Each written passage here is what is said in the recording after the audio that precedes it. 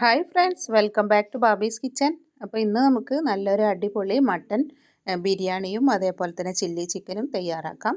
അപ്പോൾ അതിനായിട്ട് ഞാൻ സവാള ഉരുളിയിലിട്ടിട്ടാണ് കേട്ടോ അന്ന് ബിരിയാണി ദം ചെയ്യുന്നത്. അപ്പോൾ അതാ സവാള ആവശ്യത്തിനുള്ള സവാള നന്നായിട്ട് വഴറ്റിയെടുക്കുന്നുണ്ട്. ഇപ്പോൾ നമ്മുടെ സവാള ഏകദേശം നന്നായിട്ട് വാടി വന്നിട്ടുണ്ട്. അതിലേക്ക് ഇഞ്ചി, വെളുത്തുള്ളി, പച്ചമുളക് പേസ്റ്റ് നല്ല പേസ്റ്റ് ആക്കിയിട്ടില്ല കേട്ടോ. അപ്പോൾ അതും കൂടെ ഇട്ട് കൊടുത്തിട്ട് അതും കൂടെ നല്ല പച്ച മണം മാറണ വരെ നന്നായിട്ട് വഴറ്റിയെടുക്കുക.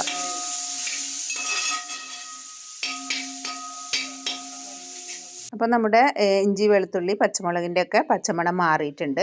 അതിനുശേഷം നമുക്ക് തക്കാളിയും കൂടെ ഇട്ട് കൊടുക്കാം. ഈ തക്കാളി നന്നായിട്ട് വെന്ത് വരുന്നവരെ നന്നായിട്ടൊന്ന് വഴറ്റിയെടുക്കുക. അതിന് ശേഷം പിന്നെ നമുക്ക് ആവശ്യത്തിനുള്ള മസാലപ്പൊടികളൊക്കെ ആഡ് ചെയ്ത് കൊടുക്കാം. അപ്പോൾ ഞാൻ അതിൻ്റെ ഇടയിൽ കുറച്ച് കറിവേപ്പില കൂടെ അതിലേക്ക് ഇട്ട് കൊടുക്കുന്നുണ്ട് കേട്ടോ. ഇനി നമുക്കിതിലേക്ക് ആവശ്യത്തിനുള്ള മഞ്ഞൾപ്പൊടി ഇട്ട് കൊടുക്കുക. അപ്പോൾ ഞാൻ മട്ടൻ വേവിച്ചിട്ടുള്ളത് കുരുമുളക് പൊടി, അതേപോലെ തന്നെ മല്ലിപ്പൊടി, മഞ്ഞൾപ്പൊടി, മുളക് പൊടി, അതേപോലെ തന്നെ ഗരം മസാലപ്പൊടി കൂടെ ഇട്ട് കൊടുത്തിട്ടാണ് നമ്മുടെ മട്ടൻ വേവിച്ചിട്ടുള്ളത്. മട്ടൻ നന്നായിട്ട് തന്നെ ആവശ്യത്തിന് വേവിച്ചെടുത്തിട്ടുണ്ട്. ഇനി അതുകൊണ്ട് തന്നെ ഞാൻ ഈ മസാലയിലേക്ക് മുളക് പൊടി ചേർക്കുന്നില്ല. അപ്പോൾ ഞാനിതിലേക്ക് മഞ്ഞൾപ്പൊടി, അതേപോലെ തന്നെ കുരുമുളക് പൊടി, അല്പം മല്ലിപ്പൊടി, ഗരം മസാലപ്പൊടി, കുരുമുളക് പൊടി ഇതെല്ലാം കൂടെ ഇട്ട് കൊടുത്തിട്ട് നന്നായിട്ടൊന്ന് വഴറ്റിയെടുക്കുന്നുണ്ട്. ഇനി ഇതിലേക്ക് നമുക്ക് ആവശ്യത്തിനുള്ള തൈരും കൂടെ ആഡ് ചെയ്ത് കൊടുക്കുക. അധികം പുളിയില്ലാത്ത കട്ട തൈരാണ് കേട്ടോ ഞാൻ ഇതിലേക്ക് ഇട്ട് കൊടുക്കുന്നത്. അപ്പോൾ മട്ടൻ ബിരിയാണിയിലേക്ക് പിന്നെ അധികം പുളിയില്ലാത്ത കട്ട തൈര് ഒഴിച്ചു കൊടുക്കുക. അപ്പോൾ തന്നെ നല്ലൊരു ടേസ്റ്റ് ഉണ്ടാവും കേട്ടോ. അപ്പോൾ ഇതാ മസാല എല്ലാം കൂടെ ഒന്ന് നന്നായിട്ട് വഴറ്റിയെടുക്കുന്നുണ്ട്. അപ്പോൾ നമ്മുടെ മസാല ഒക്കെ ഏകദേശം റെഡി ആയിട്ടുണ്ട്. അതിൻ്റെ ഇടയിൽ ഞാൻ നെയ്ച്ചോറ് വെച്ചിട്ട് അത് വെള്ളം തിളക്കാനായിട്ട് വെച്ചിട്ടുണ്ട് കേട്ടോ. അപ്പോൾ നമ്മുടെ കുക്കറിൽ വേവിച്ചിട്ടുണ്ടായിരുന്ന മട്ടന് ഞാൻ വെള്ളമൊന്നും ഒഴിക്കാതെയാണ് മട്ടന് വേവിച്ചിട്ടുണ്ടായിരുന്നത്. അപ്പോൾ ആ ഒരു ഗ്രേവിയോട് കൂടെ തന്നെ ഇതിലേക്ക് ഒഴിച്ചു കൊടുത്തിട്ടുണ്ട് കേട്ടോ. ഇനി ഇതിലേക്ക് അല്പം നെയ്യ് കൂടെ ആവശ്യമുണ്ടെങ്കിൽ മാത്രം ഇട്ട് കൊടുക്കുക. അപ്പോൾ നമ്മുടെ മസാല റെഡി ആയിട്ടുണ്ട്. അപ്പോൾ ഞാനിതൊന്ന് മൂടി വെച്ചിട്ട് ചെറിയ തീയിൽ ഒന്ന് വെച്ച് കൊടുത്തിട്ടുണ്ടായിരുന്നു.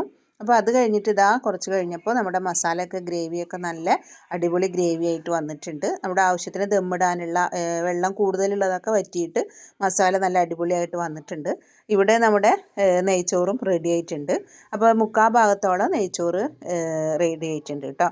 അപ്പോൾ നമ്മൾ ഊറ്റിയെടുക്കുന്നതിന് പകരം നമ്മൾ നെയ്ച്ചോറാക്കിയിട്ട് വെച്ചിരിക്കുകയാണ്. എന്നിട്ട് ആ റൈസ് കൂടെ നമ്മൾ ഈ മസാലയുടെ മുകളിലേക്ക് ഇട്ട് കൊടുക്കുക കേട്ടോ.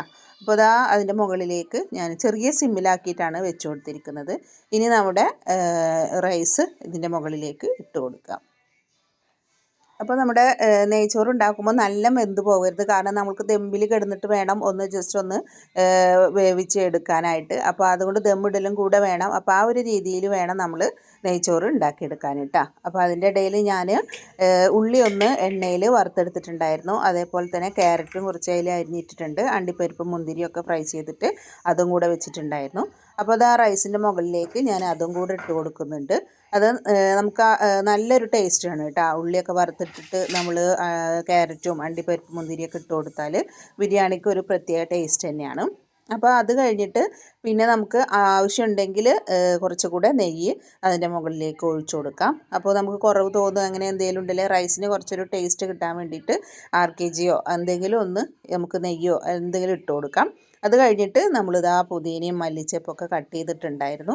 അപ്പോൾ അതും കൂടെ അതിൻ്റെ മുകളിലേക്ക് ഇട്ടിട്ട് നന്നായിട്ട് അടച്ചു വെച്ചിട്ട് ദം ചെയ്തെടുക്കാം.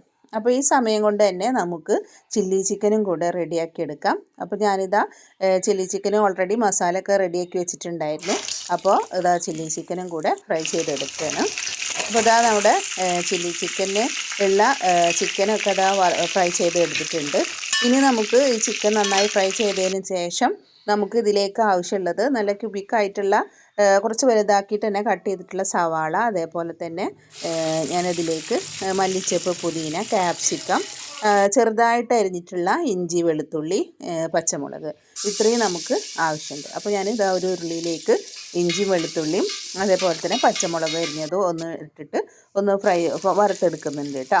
അപ്പോൾ അത് കഴിഞ്ഞിട്ട് നമുക്കതിലേക്ക് ചതുരത്തിൽ കട്ട് ചെയ്ത് വെച്ചിട്ടുള്ള സവാളയും കൂടി ഇട്ട് കൊടുത്തിട്ട് അതൊന്നും എല്ലാം നല്ല ഒന്നും വെന്ത് പോകണ്ട, എന്നാൽ ജസ്റ്റ് ഒന്ന് വെന്ത് വരും വേണം, അത്ര രീതിയിൽ മതി കേട്ടോ. എന്നിട്ട് പിന്നെ ചെറിയൊരു കഷ്ണം തക്കാളി കൂടെ ഞാൻ ഇട്ട് കൊടുക്കുന്നുണ്ട്. തക്കാളി ഓപ്ഷനിലാണ്, ആവശ്യമുണ്ടെങ്കിൽ മാത്രം ഇട്ട് കൊടുത്താൽ മതി.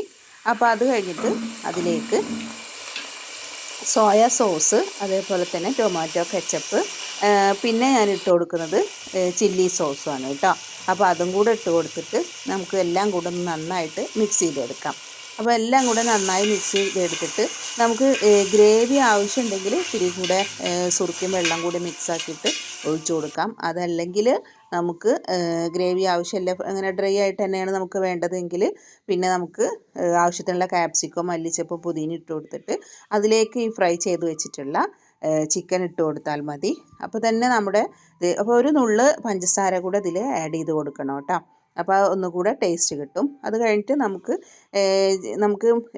എന്താ പറയുക, കളറിന് കൂടുതലായിട്ട് കളർ ചേർക്കണവർക്ക് കളർ ചേർക്കാം. അതല്ലെങ്കിൽ നമ്മളുടെ വീട്ടിലൊക്കെ ഉപയോഗിക്കുമ്പോൾ അങ്ങനെ ഗസ്റ്റ് ഒന്നും ഇല്ല, നമ്മൾ വീട്ടിൽ യൂസ് ചെയ്യാനാണെങ്കിൽ കളർ ചേർക്കേണ്ട ആവശ്യമൊന്നുമില്ല. അപ്പോൾ കാശ്മീരി ചില്ലിയുടെ പൗഡർ ഉണ്ടെങ്കിൽ, പൊടി ഉണ്ടെങ്കിൽ അത് കുറച്ച് ഇട്ട് കൊടുക്കുക, അല്ലെങ്കിൽ മുളക് പൊടി ഇട്ട് കൊടുത്തിട്ട് എല്ലാം കൂടെ ഒന്ന് നന്നായിട്ട് ഇളക്കി 2-3 മിനിറ്റ് നന്നായിട്ട് ഇളക്കി കൊടുത്തിട്ട് ഒന്ന് മൂടി വെക്കുക കേട്ടോ. അപ്പോൾ നമ്മുടെ അടിപൊളി ചില്ലി ചിക്കനും അങ്ങനെ റെഡി ആയിട്ടുണ്ട്. അപ്പോൾ നമ്മുടെ ദമ്മൊക്കെ റെഡിയായി. അപ്പോൾ ഇതാ ചോറ് മുകളിൽ നിന്ന് കുറച്ചെടുത്തതിന് ശേഷം എല്ലാം ഒന്ന് മിക്സ് ചെയ്ത് ഇപ്പോൾ നമ്മുടെ ചോറൊക്കെ എടുത്തിരിക്കുകയാണ്. അപ്പോൾ ഇതാ നമ്മുടെ ചില്ലി ചിക്കനും അതേപോലെ തന്നെ ബിരിയാണിയും എല്ലാം റെഡി ആയിട്ടുണ്ട്. അപ്പോൾ നമ്മുടെ അടിപൊളി ബിരിയാണി നിങ്ങൾക്ക് ഇഷ്ടപ്പെട്ടാൽ ലൈക്ക് ചെയ്യുക, ഷെയർ ചെയ്യുക, സബ്സ്ക്രൈബ് ചെയ്യുക. താങ്ക്